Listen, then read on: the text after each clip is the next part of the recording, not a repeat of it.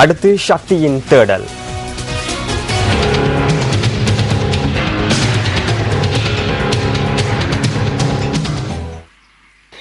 அபிவிருத்திகள் மக்கள் நலனுக்காகவே அன்றி மக்களை பாதிப்பதாக அமைந்துவிடக்கூடாது.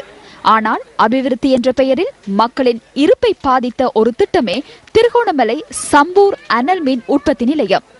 அனல் மின் உற்பத்தி நிலையம் அமைக்கப்படுவதற்காக தெரிவு செய்யப்பட்டுள்ள பிரதேசமே சர்ச்சைக்குரியது.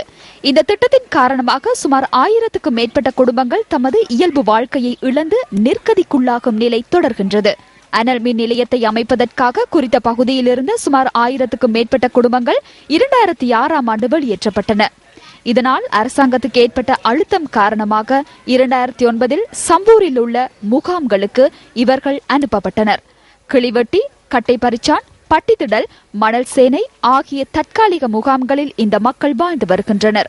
கடந்த கால அசாதாரண சூழ்நிலைகளால் பாதிக்கப்பட்டதுடன் தொடர்ந்தும் தற்காலிக கூடாரங்களிலேயே வசித்து வருவதாக மக்கள் கவலை தெரிவிக்கின்றனர். எந்தவித உதவியும் எங்களுக்கு செய்ய வேண்டிய அவசியம் இல்லை. எங்களோட சொந்த ஊரை மட்டும் தாங்க என்றுதான் நாங்கள் எந்த நிறுவனமோ எந்த ஆறு வந்தாலும் இந்த அரசியல்வாதி எல்லாருக்கும் சொல்லி கொண்டிருக்கிறோம். என் கணவரும் இல்லாமல் என் தம்பியும் இல்லாமல் கஷ்டத்தோடு நாங்கள் வாழ்ந்து கொண்டிருக்கிறோம். கணவர் தான் இல்லாமல் இருந்தோம். எங்களோட சொந்த இடத்தை தாங்க நாங்கள் சுயமான தொழிலை செய்யறதுக்கு தம்பி 2 பேர், தங்கச்சிர புருஷன் எவ்வளவு பேர் இழந்து. இவ்வாறு தற்காலிக கூடாரங்களில் குடியமர்த்தப்பட்டுள்ள போதிலும் அங்கு போதிய அடிப்படை வசதிகள் இல்லை என்பதற்கு இந்த காட்சிகளும் சான்று பகர்கின்றன.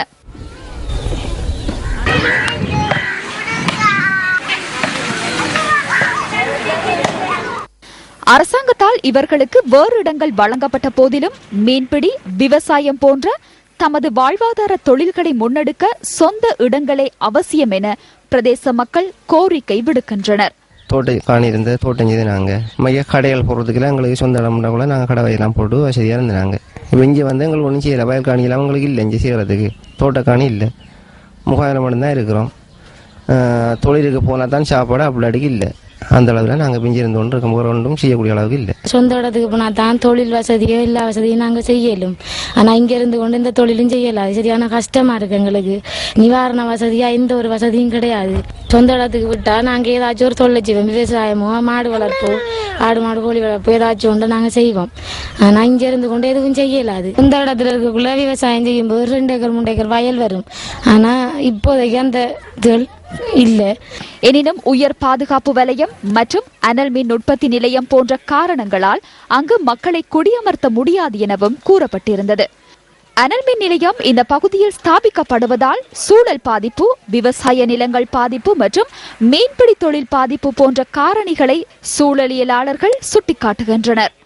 3 வருஷமா இருக்கிறோம். இப்போ இந்த காணிக்கராக்கள் எழும்ப சொல்றாங்க. எழும்பி வேறு இடத்துல எங்க போற பள்ளிக்கூடத்துக்கு தான் போகணுங்க. நான் பள்ளிக்கூடம் அப்படி இல்லாட்டி ரோட்லாம் போய் கொட்டில் அடிக்கிறேன் இருக்கோம்.